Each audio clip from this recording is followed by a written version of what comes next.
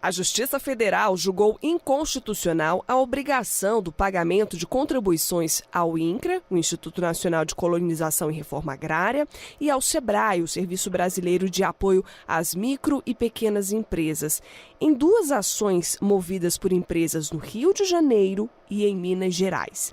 A decisão se baseou no fato de que a Fazenda Pública usa como base de cálculo a folha de salários, item não previsto no artigo 149 da Constituição.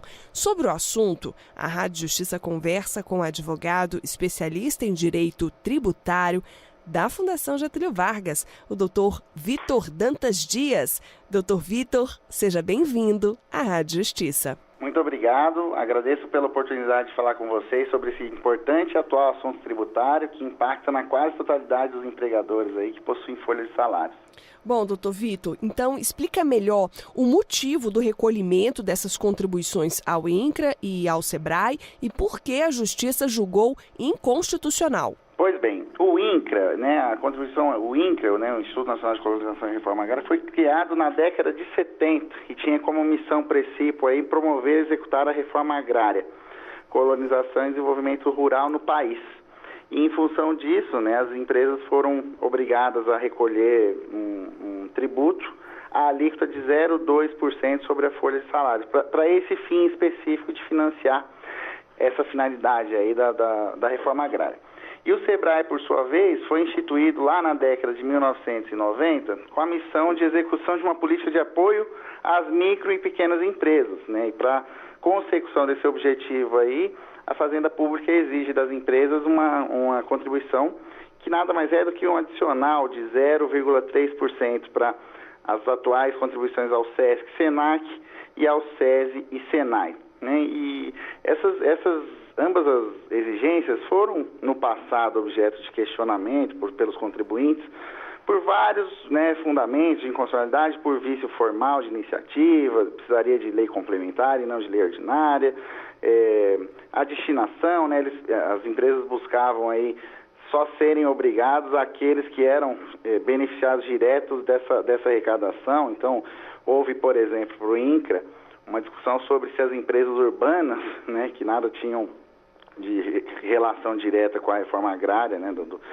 teriam aí que contribuir ao INCRA, e isso no passado já foi julgado pelos tribunais superiores. Então, o motivo dessa discussão atual, para a gente não falar que estamos dando em murro em ponta de faca, é trazer fundamentos novos. Esse fundamento novo é que a partir de 2001, o constituinte, aquele responsável por promover alterações na nossa Constituição Federal, ele trouxe uma emenda constitucional, que é a emenda constitucional número 33 de 2001, para prever hipóteses, a nosso ver, taxativas de bases de cálculo para essas contribuições ao INCRA e ao SEBRAE, entendidas por todos como contribuições de intervenção no domínio econômico.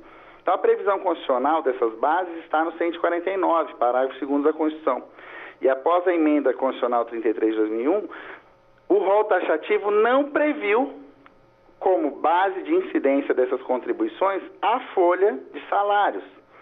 Então, não se discute que as contribuições ao INCRA e ao SEBRAE, antes da emenda constitucional 33 de 2001, padeceriam de inconstitucionalidade nessas ações novas, O fundamento das novas ações é: após a emenda constitucional 33 de 2001, as bases de cálculo desse tipo de contribuição são taxativas e, portanto, padecem de inconstitucionalidade todas as contribuições que excedam daquele rol taxativo.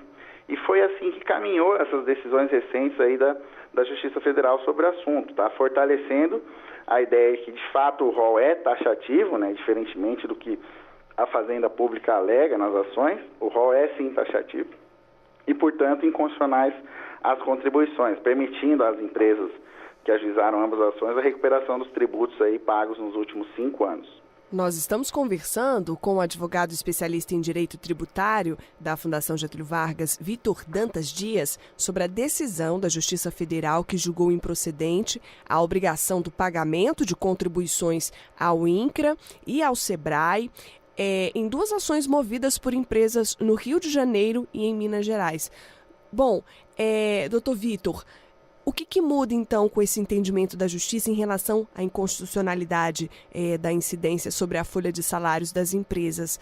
O que significa essa decisão para essas empresas? Veja, basicamente, para as empresas beneficiadas, elas vão ter uma desoneração da tributação sobre a folha de salários da ordem de 0,2% para o INCRA e de até 0,6% para o SEBRAE. Então aí, né, um total de 0,8%, que pode parecer baixo o valor da alíquota, mas para muitas empresas cujo principal custo da atividade é a mão de obra, né, a folha de salários, esse valor chega a montantes astronômicos. O senhor acredita que outras empresas devem procurar a justiça para receber os valores pagos indevidamente, por exemplo? Sem dúvida, tá? Nós temos defendido essa tese e a tendência atual do Poder Judiciário é modificar aquele entendimento passado, não porque eles estão repensando a discussão, mas porque a discussão está sendo proposta sob esse novo fundamento, né? E essas duas sentenças demonstram aí a atualização, né, da discussão. Hoje há no STF, né, no Supremo Tribunal Federal, 2 recursos com repercussão geral pendentes de julgamento sobre essa matéria. Eles até estavam pautados para julgamento em meados aí do ano passado, mas foram adiados. E o fundamento é justamente esse da inconstitucionalidade superveniente, tá? Após a emenda constitucional 33. Há, nesses processos no STF, um parecer da Procuradoria, né, de autoria do procurador, até então procurador, né, o Rodrigo Janot, favorável à inconstitucionalidade superveniente.